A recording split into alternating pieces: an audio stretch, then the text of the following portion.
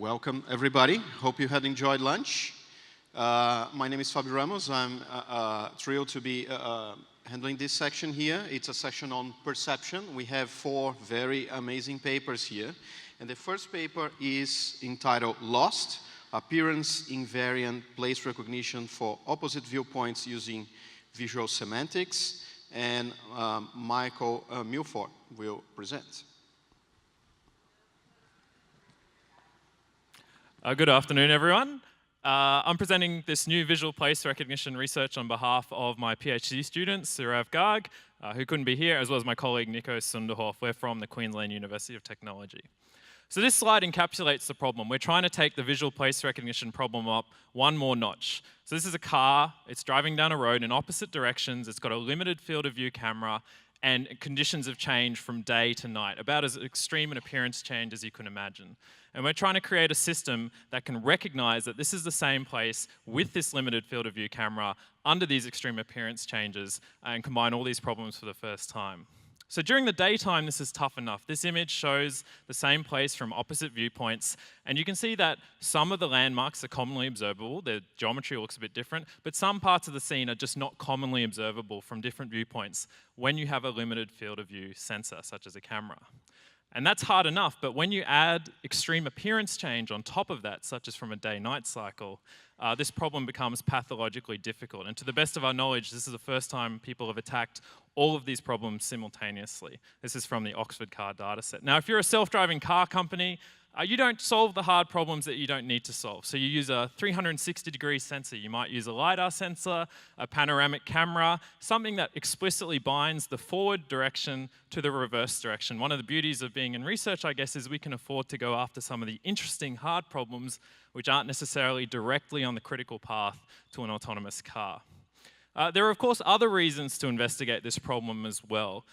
We know that humans are able to drive in reverse along a road for the first time, perhaps coming back at night, and recognize where they are. And we know that humans don't have a 360-degree sensor, and we know that humans aren't constantly looking in their rearview mirror, yet they're able to know where they are. And it's likely that this depends on semantics, a richer understanding of the world. And that's what we emulated in this research. So if you look at visual place recognition research, it's got a long history. It started off with handcrafted approaches, and it's moved into deep learning approaches, end-to-end learning approaches, and increasing use of semantics. And you can think of this work, this research, as extending upon that trend of bringing in deep learning and bringing in semantics into your pipeline. Our approach is fairly straightforward. We use some dense semantic segmentation to compute a local semantic tensor. That's how we got that acronym very painfully out in our paper title. We also perform some spatial verification as well, just to make the performance a little bit better. This is an example. You perform dense semantic segmentation. We're only interested in 3 classes, and you extract descriptors from the Con5 layer of the network for each of the pixels for each of the semantic classes. Now, you don't just do this for one image. You do it for all the images in your database as well as your query image coming from the camera. We then calculate mean tensors for each of the semantic classes, and then we subtract each of the descriptors from the images from these mean tensors to create a mean absolute deviation tensor, and then we concatenate that for the 3 semantic classes we're interested in to create the local semantic tensor. And this is the key representation of the image we use, and this is how we get our initial candidate image matches in our system. But because the problem is so challenging, we have to add extra stuff on top of that. So what we do is we use the activations of the feature maps in Con5. We look at the regions of the image where they're maximally activated, and we use these to speculatively form key point correspondences between the 2 images we're comparing. Now, doing that with real-world imagery this tough is going to lead to lots of spurious key points. So what we do is we perform some filtering on top of that. We filter out key points that don't belong to the same semantic class in both images, and then we do a weighted key point comparison where we look at the distance between the key points in image space, but we also look at the distance between the descriptors associated with those key points. And that enables us to provide our final image match hypotheses to perform visual place recognition. Now, if you put all of that together into a system, this is what happens. So this is the hardest data set that probably exists at the moment. This is the Oxford car data set in opposite directions on day-night. And on this precision recall curve, we're able to achieve good performance.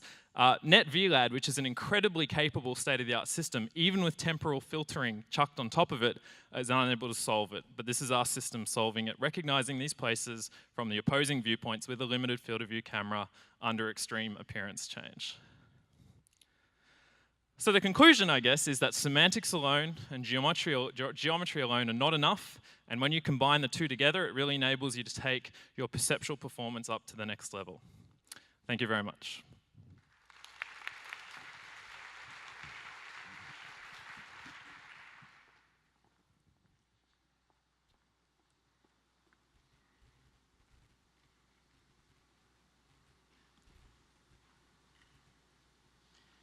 Okay, so the second talk in the section is surfer warp, efficient non-volumetric single-view dynamic reconstruction, and Wei Gao will present it. So hello everyone, I'm very glad to present you surfer warp. It's an efficient non-volumetric dynamic reconstruction algorithm. I'm Wei Gao, and this is joint work with Professor Ross Tedrick. So our method takes input as a stream of deep image, produce both the reconstructed geometric and non-rigid motion as output. And in this process, there is no prior information like a geometric template or an embedded skeleton. So here we briefly compare dynamic reconstruction with tracking for clarity. So tracking algorithm use a pre-scanned geometric template. However, a rather good initial alignment between the template and the observation is required, as shown here. And this alignment is not easy to obtain, especially for articulate or general deformable objects. While dynamic reconstruction incrementally estimates the geometric model online. Of course, this estimation is usually not as robust as a tracking algorithm, but the setup and the initialization is rather easy.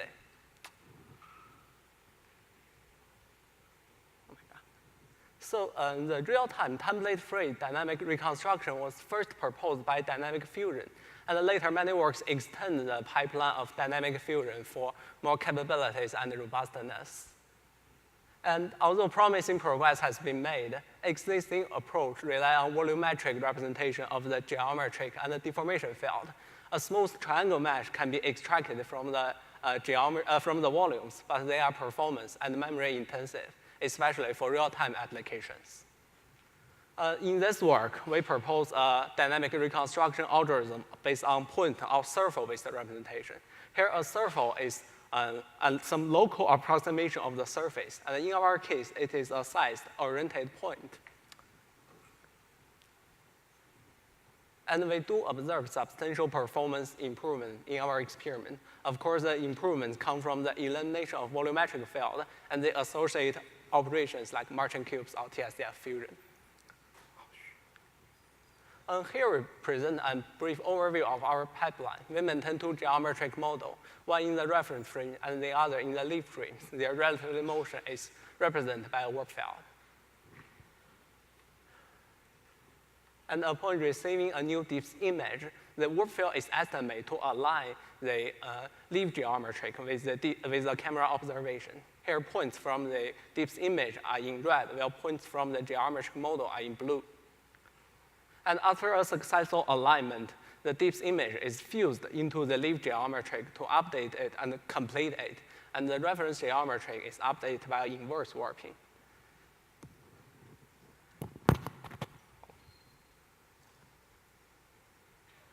And we discussed the challenge involved with close to open topology chain. Suppose there are two objects here, and they are connected in the reference frame. So a pipeline without semantic information can only treat them as a single large object, and their connectivity will be preserved during tracking, which may cause tracking failures. And our approach resolved it, used reinitialization similar to Fusion 4D. There should be citation here. And again, this is much more efficient in our volumetric free setup. Here we show more reconstruction examples. We should thank the author of Volume Default and Killing Fusion for collecting and releasing their data.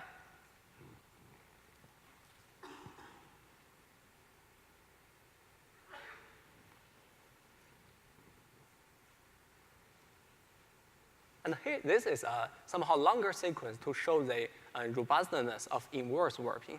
In fact, at each frame, the reference geometry will be totally override by this inverse working. But you can see this reference geometry is almost static.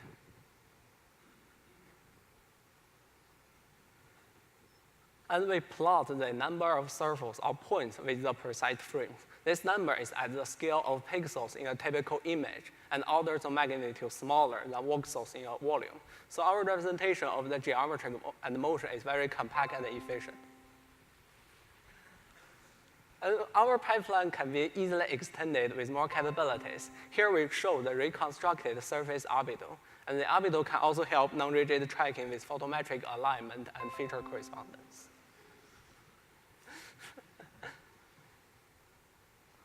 Also, we make various improvements to our pipeline to deal with more adversarial topological change like this. And thanks for your attention, and see you at the poster session.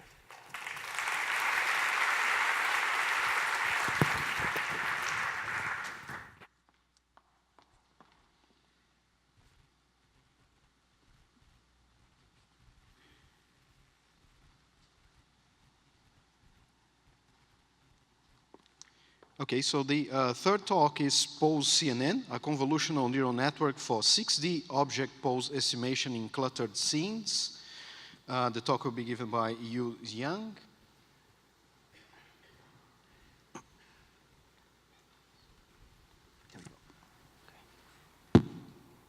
So, wait.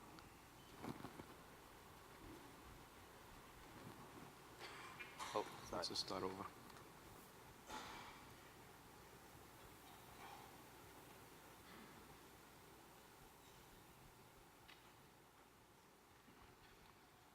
Okay, good afternoon, everyone. I'm Yu Xiang from Media Research. I'm going to present our work, PoseCNN, a convolutional neural network for 6D object pose estimation. So the problem we're interested in here is that given an input image and the 3D model of the objects, how can we estimate the 3D location and the 3D orientation of the objects? So the challenge in 6D pose estimation is that how can we deal with textless objects and also symmetric objects, and how to handle occlusions between objects, as shown in this image. So in this work, we propose a generic convolutional neural network for 6D object pose estimation, and we call it PoseCNN. So PoseCNN is able to handle textless objects and also symmetric objects, and it is very robust to occlusions between objects. So you can see the input video and the 6D pose estimation. But the main idea behind the design of PoseCNN is that we propose to decouple the 3D translation estimation and the 3D rotation estimation. To estimate the 3D translation t, we propose to localize the 2D object center in the image and estimate the distance tz. So given the camera intrinsics, we can estimate the 3D translation t using the 2D object center and its distance. For the 3D rotation R, we propose to regress features inside the bounding box of objects through a 3D rotation. So in this way, we decompose the 6D pose estimation problem into 2D center localization and 3D rotation regression. Both problems can be solved by neural networks efficiently. So PoseCNN performs 3 different tasks. The first one is semantic labeling. So given an input image, we apply a fully convolutional network architecture that will classify each pixel into an object class. In this way, we can classify objects in the input image. So the second task is to localize the object center of the objects. And we would like to detect the object center even if the center is occluded. So we propose a voting scheme, and we train the network to regress the pixels on the objects towards the unit length vector towards the center. And this pixel will vote where the object center is in the image. That is the location with the maximum voting from all these pixels. So in this way, we can detect the object center even if it is occluded. So the second branch in PoseCNN that performs the center direction regression and the center distance regression. And we also introduce a half voting layer in the neural network that combines the semantic labels and the center direction regression information to localize the object center and also the bounding box of the objects. So the second task PoseCNN performs is 3D rotation regression. So given the bounding box of the objects, we use 2-hour pooling layers that will pool convolutional features for the bounding box. And the pooled features are summed up and fit into 3 Flinkelet layers. And the last Flinkelet layer output the quaternion of the objects. So in this way, we can get the 6D pose for multiple objects in the input image using an end-to-end neural network. So to deal with symmetric objects, we introduce a new loss function for 3D rotation regression. Since we have the 3D model of objects, we can sample model points. Given the ground truth rotation and the predicted rotation, we can transform the model points into 2-point clouds.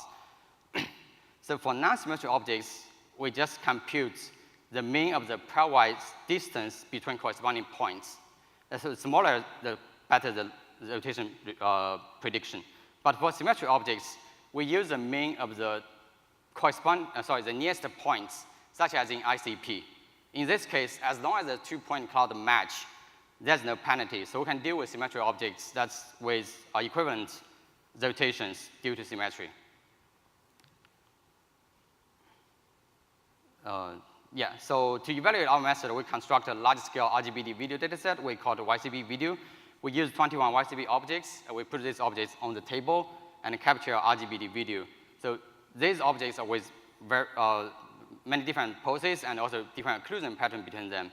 We have 92 videos and with more than 100 frames in this data set. So here's the results of PoseCNN on our data set.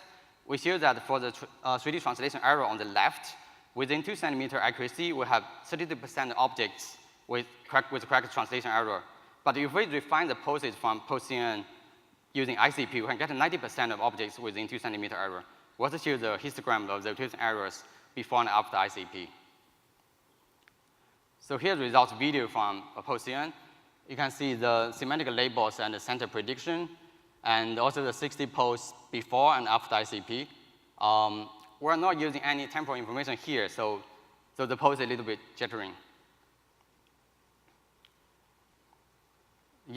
So in conclusion, I have talked about PoseCNN. It's an end-to-end neural network for 60 pose estimation. It handles textless objects, symmetric objects, and it's very robust to occlusion between objects. Our code and data set are available online. Thank you for your attention.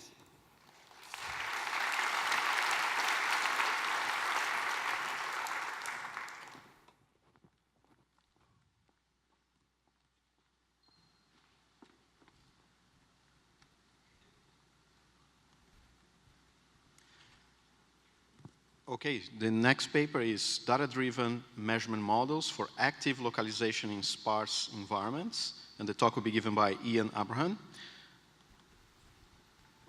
Thank you. So, hi everyone, my name is Ian Abraham, and I'm a PhD student at Northwestern University, and my talk today is titled Data-Driven Measurement Models for Active Localization in Sparse Environments. So in our work, we were motivated by 2 problems in robotics. The first is how can a robot acquire more informative measurements that are spatially sparse when trying to build models in the environment? The second question is how should a robot use these learned models from such environments for localization? So consider the robot shown above attempting to generate a model of the environment through contact. So what makes this problem very difficult is a robot has to, what makes this problem very difficult is that contact is going to be very infrequent. It's also dictated by the objects in the environment.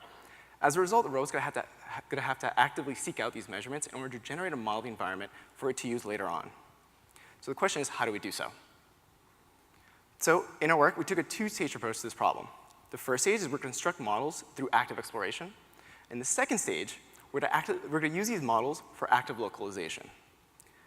Now, at the basis of these 2 stages is the idea of exploration as an area coverage problem. So what we want the robot to do is spend a lot of time in regions where there's high expected information. So for instance, in regions where we expect there to be a contact. But we still want the robot to spend time in low likelihood regions so they can acquire new information. So we use ergodic exploration to specify distributions, which allows the robot to kind of have the specific behavior that we want. So we're going to now revisit the first stage of our algorithm. So in the first stage, what we want to do is construct models of the environment by making these infrequent, spatially sparse measurements more frequent. Now, in the case of a contact-based robot, what we want to do is set the distribution for ergodic exploration as the likelihood of a contact that we get from a support vector machine, which we show here in the background. Now, as the robot, shown in blue, uses ergodic exploration to actively seek out these informative measurements, it's going to update the model of the environment, and it's going to use that to then forward drive itself to seek out more measurements. Now, using our exploration strategy, what we're able to show is that the robot's able to localize or find all 3 objects in the environment. Now, in the second stage, we're going to use this model that we just acquired for active localization. In particular, what we want to do is we're going to use the features of the model as the driving mechanism for localization. So what we're going to do is we're going to specify a distribution for ergodic exploration as the expected information of the transform model, which we're going to show here in the background. We're then going to update measurements and the belief of where the environment is using a particle filter estimator, which we show here overlaid in white. Thus, you can see that using our method, the robot's able to actively seek out these informative measurements that are spatially sparse in order for it to succeed in the localization task. Now, in our work, we were also able to show that this can run on a real robot. So in here, we show an end-to-end experiment using the same robot that we showed in the beginning that just experiences a roll through contact. So on the left here is the model of the environment, which the robot uses to then drive the exploration. In the middle is going to be the transition line, which the expected transition line from the support vector machine, which dictates when transitions occur from non-contact to contact. And on the right is the actual experiment. You can see that using our exploration strategy, the robot's able to uncover all three objects in the environment and then further resolve the model of the environment. Now we're going to use this model for localization with the same exact robot. So here on the left, we're going to show the transformation belief given us by the same particle filter, overlaid in green. In the middle is the expected information that the robot uses to then update the exploration process. On the right is the actual experiment. We can see is that using our method, the robot's able to actively seek out these informative measurements that are spatially sparse by using the model that we just acquired previously. Thus, we're able to actually resolve the localization task. And there's. So in conclusion, our work provides a method to actively seek out informative but infrequent measurements. We've shown that we can run this on a real robot. Not only that, but our method is not specific to just contact, and it can be used with other sensors. Thank you.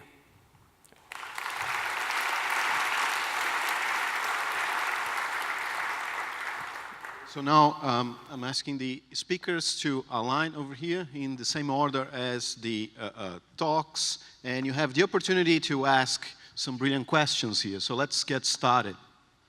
Yep. Hi, I have a question to you about the PoseCNN. So you talked about decomposing the loss if it's symmetric or asymmetric. So the first question is, like, how important is that step in the overall pipeline? Like, how much does that contribute? Do you have any thoughts on that? And second, assuming it's important, you're talking about symmetry in 6D space. So could you clarify that a bit more? An object might be symmetric in one face and not in the others. It might be symmetric in the point cloud, but not in the image space. And you are using color images, right? So could you clarify a bit more of what you mean by symmetric and how you make that distinction? And is it an important part of the step? That was my first question. Oh, thanks. So symmetric object definitely very important in robot manipulation, right? So we see that if you use the non-symmetric loss, the pose is not very good because with the non-symmetric loss, you will get wrong signal in training because the poses are exactly the same, but with the same appearance, but you try to regress to two different poses. So we see that use the symmetric loss function, it will prevent this because the same appearance due to symmetry will, there's no penalty for that. So, but for your second question, that's, sorry, yeah, kind of forget. Clarify that a little bit more, what you mean by symmetry for 6D pose, because symmetry has many meanings, right? Yeah. Oh, okay, so we define symmetry here also based on the texture of the objects. We say it's, even if the shape is symmetry, but the texture is different, we say it's non-symmetry because the network trained on color only, so the symmetry in our case is defined by texture as well. Thanks. More questions? There's a couple. Hello? Okay, this is for the last talk. So, this is super cool. Okay, Thank you. Super cool work. So the model that you were learning seemed to be this red line, that is evolving. But then when you were localizing, somehow there were polygonal models. So I just wondering about the transition and what actually there is learned, right? Sure, yeah. So the red line really is just a transition line that just goes from when the robot experiences contact to non-contact. You can imagine that this is actually some higher dimensional kind of binary measurement model that we're using, in which case that line could then be multiple lines, correct? I just use that for visualization, but what we're learning actually is kind of what measurements the robot's supposed to expect by moving in the environment, and we're using that then to guide the exploration. So more of the polygonal shapes are just an abstraction that I show so the reader can see what's happening. Okay, there's a Question up there? Yep. Yes, I had a question for the presenter of Lost. So that was very interesting that it could detect 180-degree places. That's definitely novel. But I had a question about, is your system fast enough for online use? The slowest part by, I think, about 2 orders of magnitude in the current very unoptimized system is the segmentation part. We do discuss in the paper we could swap it out with a more approximate segmentation technique, achieve real time. It's definitely not real time at the moment, but you could get to real time fairly easily, we think, with only a minor degradation in overall performance. As you saw, there's multiple stages of the system, and the segmentation is important, but the spatial verification check, as with a lot of other past work in this field, is equally important. So a slight degradation in the actual quality of the segmentation, we don't think would have particularly adverse consequences. Thank you. There's a question there?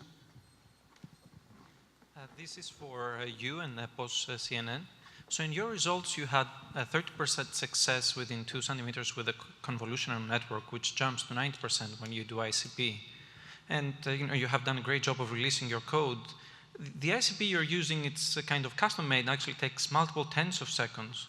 So is the contribution then more in the ICP than in the convolutional network? I would say ICP really need a very good initialization. If you don't have good initialization, it can end up anywhere. So I see PoseCNN as a very good network that provides a very good initialization for ICP. But indeed, in ICP, we follow one paper called SegICP.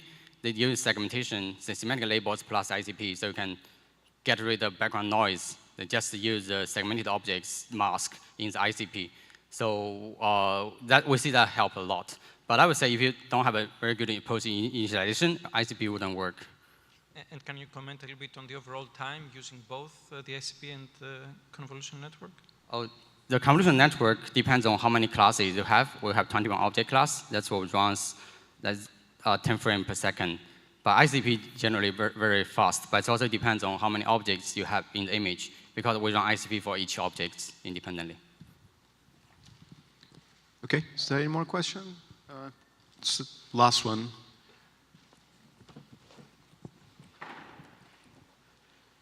My question's also for the PoseCNN. I noticed that you only had a single instance of every class. Is it possible to go up to multiple instances, or is that going to be a bigger change?